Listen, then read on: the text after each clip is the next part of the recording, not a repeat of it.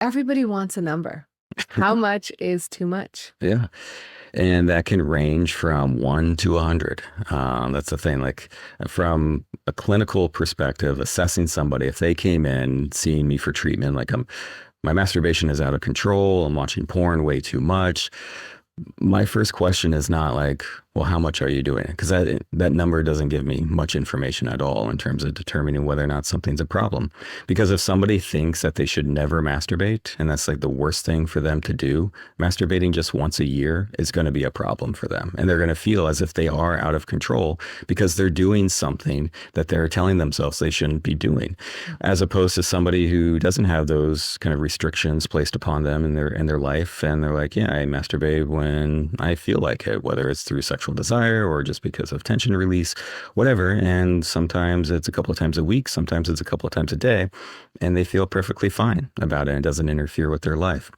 So just like with anything else, assessing for psychopathology, we're looking at, is there distress? And again, like I was just saying, distress isn't really tied to a particular number, like a threshold number. It's really just like, is it too much for you? What you think is too much? Again, can be 1 to 100. The other thing is, which is more rare, is like, how is it impacting your life? Like, how is it negatively or interfering with your life in some way? That can still be related to just guilt and shame because, and I see this a lot, or when I was doing clinical work, I saw this a lot with couples that, again, it was, if you ask them how often they were masturbating, it was like daily. And it's like, okay, a daily frequency. A lot of people engage in that, no problem whatsoever. The problem was that they got caught by their partner, oftentimes a spouse, that they were masturbating when there was like some oftentimes unspoken rule that we shouldn't be masturbating because now we're married. And masturbation is akin to cheating in that relationship of how it's viewed. And so, yeah, it's having a negative impact on their relationship. But is it masturbation per se that's the problem? No, because someone can masturbate with the same frequency, same type of like relationship. And if the other partner is cool, if they recognize that, yeah, people in relationships still masturbate, then it's not a relationship conflict. It's very contextual. It relies on the individual's values. And if they're in a relationship, it relies on their partner's values too. And that really determines pathology more than any kind of magic number of how much is too much. So how do you work through that with a couple? If there's one partner who says, I think masturbation is something you shouldn't do in a relationship, whereas the other one has been masturbating and wants to continue. Yeah, you kind of view that as a desire discrepancy. You can do some kind of normalization of what masturbation is within a relationship, that it doesn't have to be threatening. It doesn't have to raise a lot of insecurities. That doesn't eliminate the insecurities that it does bring up for them. So it's important to kind of walk that fine line between kind of normalizing something, but not invalidating their experiences of being insecure or uncomfortable with their partner masturbating. But I think a lot of just kind of basic education about masturbation in relationships can be helpful, of that just because we're coupling doesn't mean we're losing our solo sexuality, our sexuality as an individual. We're bringing that into a relationship. And as that relationship ends, we continue to have that own sexuality for ourselves. And that can look just like, have sexual thoughts, finding other people attractive that you're coming into contact with on a daily basis. These are all very normal things. We don't shut down our sexuality just because we're coupled and it all gets focused in on that one partner. That doesn't mean that we have to have like open relationships and anything like that. You can be monogamous with a partner. But a lot of times people take that definition of monogamy to include no masturbation. And ultimately it comes down to like, is there any kind of wiggle room? Is there any kind of compromise there? If they're masturbating, can it be with like, sexting photos from the spouse or something like that? There's concerns about them watching pornography and finding other people arousing. Whatever the case may be, you kind of look for some middle ground there. But ultimately it may come down to like, this is quite a wedge in the relationship. And how I always approached couples therapy when I was doing clinical work was, and I would be very transparent with the couple up front of like, my goal here is to make you individually as healthy as possible and you as individually healthy as possible. And hopefully as you both become healthier, the relationship also becomes healthier. But what can also happen too is that as you both become healthier, you realize this relationship may not be the healthiest for either of you. And that may be an ending of the relationship. So just because the relationship is ending through the progression of therapy, that doesn't mean therapy is failing. It could actually mean that therapy is succeeding because it's pointing out this issue that is not going to have an easy chance of reconciling. Yeah. So you think, is that something people should talk about before they get married? Like, or before they get into a serious relationship? Like, what do you think about masturbation? Absolutely. Because if not, you're going to get caught. There's going to be evidence that, whether it's, sex toys in the house. Get caught in quotes because Right. It's not a bad thing. Right. Yeah, exactly. Yeah. But it's in the moment, it feels like for these individuals, like, they're a teenager again, getting caught by a parent doing something bad. And I think that's, a big, reflection of how we view masturbation, that it is like this secret, this dirty secret. Right.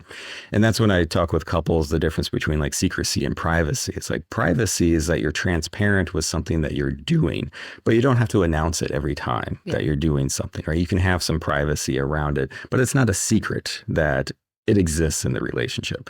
Problems arise with secrets, not with privacy. So the secrecy is like feeling ashamed and guilty and deleting browser history, stuff like that, and then ultimately kind of getting caught.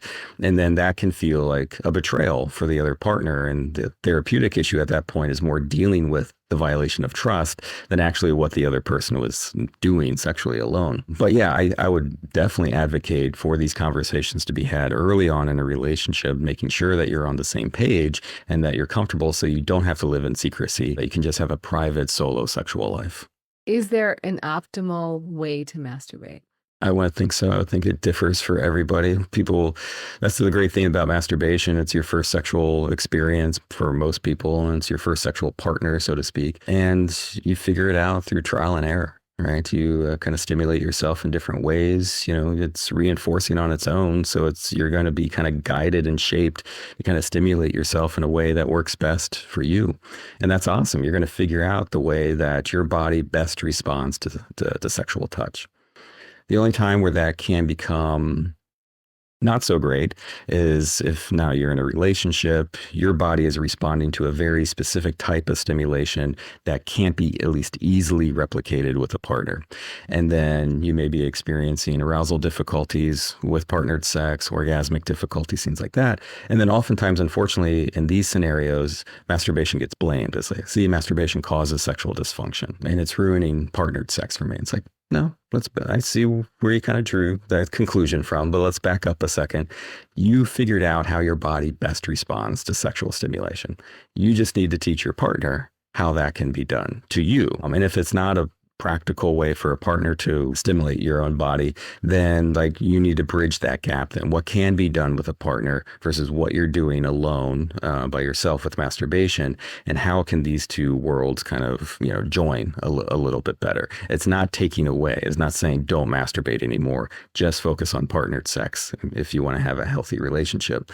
No, it's like merging these two worlds because again, you found out where it works best for you. That should be celebrated. Now let's try to apply that with a partner. Yeah.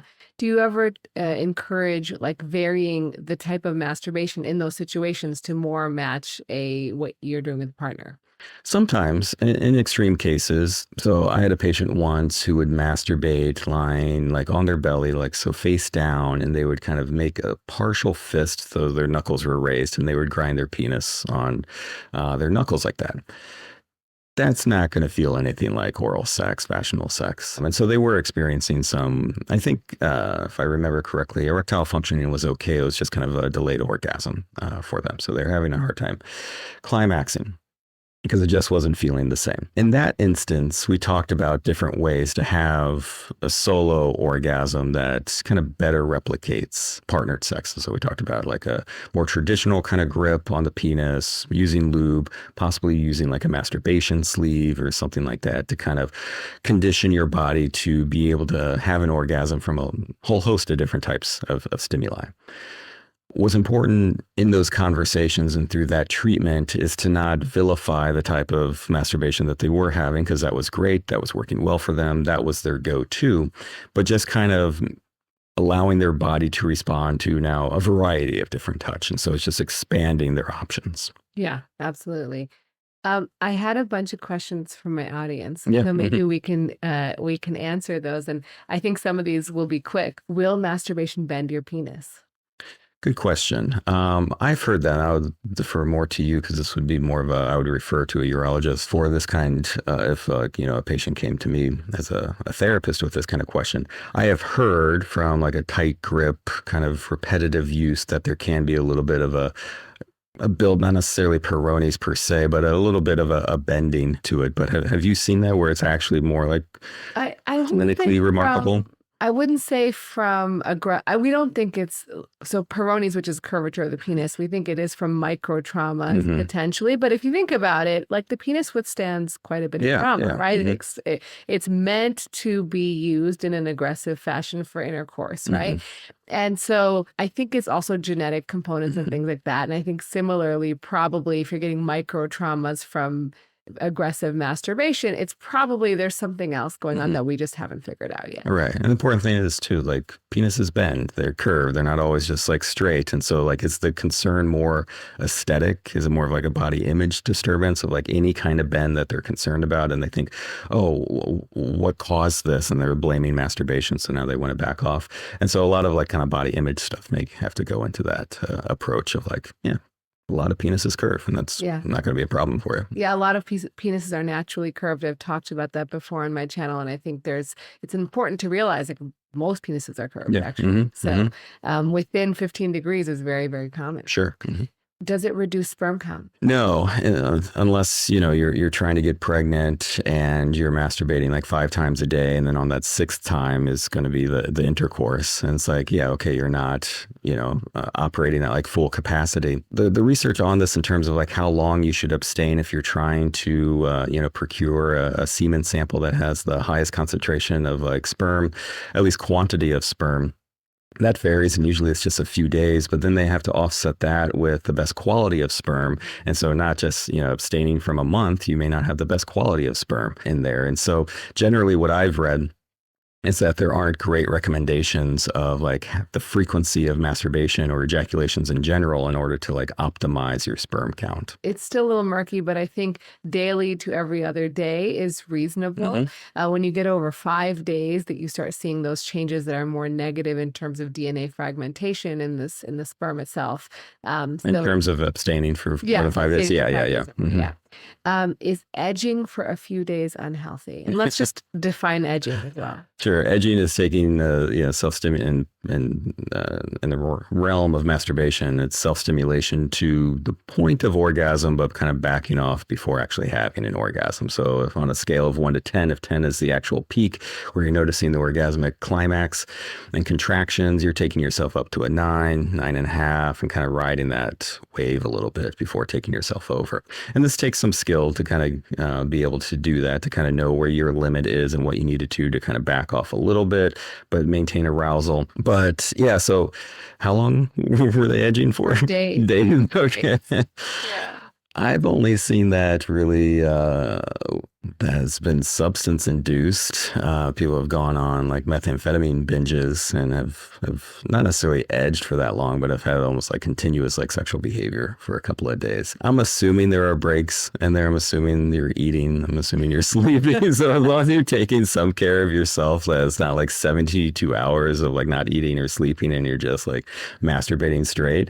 That may be some problems for not like sleeping or eating. But for the most part, edging is fine. Again, your body doesn't really care, like having an orgasm, not having an orgasm, riding that line. It's like, whatever, do what feels good. Like, do you need to be someplace? Like, you can't edge like on public transport, like not at work. So like, is it going to be interfering with your life in that way? So just these common sense kind of stuff. But for the most part, edge away. And then can you use masturbation to help you last longer? Last longer in terms of like delaying ejaculation. Sure. Yeah. And that's actually the basis of behavioral intervention for premature ejaculation. And it's a stop-start technique. Stop-start technique is essentially learning how to edge. It's taking you up because for guys who are very rapid ejaculators, sometimes, within just a matter of seconds, 5 seconds, 10 seconds, things like that, they're essentially going back to that kind of 10-point scale. And I used to do this. So I would draw it out in my office for guys who had premature ejaculation. I was like, okay, 10-point scale, that's arousal on that axis, and then the x-axis is time. Graph for me what your orgasmic response looks like, right? And so for guys with premature ejaculation, it's just quick up and down, right? Very fast, and that's it. And so the goal then is to elongate that. And then the goal is like, well, how do you know that you're at a 5 instead of a 10? And so for guys with very, very rapid ejaculation, they don't. It's just kind of like a whirlwind, be like, okay, that happened, right? So it's getting them to slow down a bit. And that may mean through masturbation training that you're not using any lubricant, you're not watching any pornography, you're trying to keep it as analog and as bland as like possible to try to like slow things down, slow your rate of masturbation, ease your grip, right? You're still self-stimulating, but you are gaining control by just making some of these minor changes. And then over time, you start having that, once they start getting a little bit better control, then you start incorporating elements that would be a little bit more similar to partnered sex. And so now you're adding lubricant. Maybe you're adding like a visual stimuli in there, like pornography, adding a sex toy like a masturbation sleeve, and then continuing these exercises of like slowing down, even stopping when you need to, and continuing. That's essentially just edging. It's masturbation training, but yeah, that can help prolong. I will caveat all that with like, how long do you actually want to go, right? It's the myth of like going all night violates the laws of friction. No one actually wants to do that. So it's like, I've had patients come in saying that I'm a premature ejaculator. I want to last longer. We talk a little bit about what's their ejaculatory latency, like, the timing it takes them to reach orgasm. There's like, usually around like 15, 20 minutes or so of like intercourse, and then I ejaculate. I'm like, okay, like how long do you want to last? Like at least 45 minutes. It's like, okay, we may be talking like delayed ejaculation at that point of like constant intercourse for 45 minutes. Like, okay, you may be delayed at that point. So a lot of times you just have to adjust expectations of like what's a normal, typical, like 2 to 7 minute kind of ejaculatory response. And that's okay. And if you have an orgasm sooner than you would like, that doesn't have to mark the end of sex. Like what can you pivot to still be engaged with your partner and still engage in like different types of sexual behavior that may not be dependent on an erection or another orgasm. If you enjoyed this clip of the Rena Malik MD podcast, make sure you check out the full episode with Dr. Eric Sprankle right here.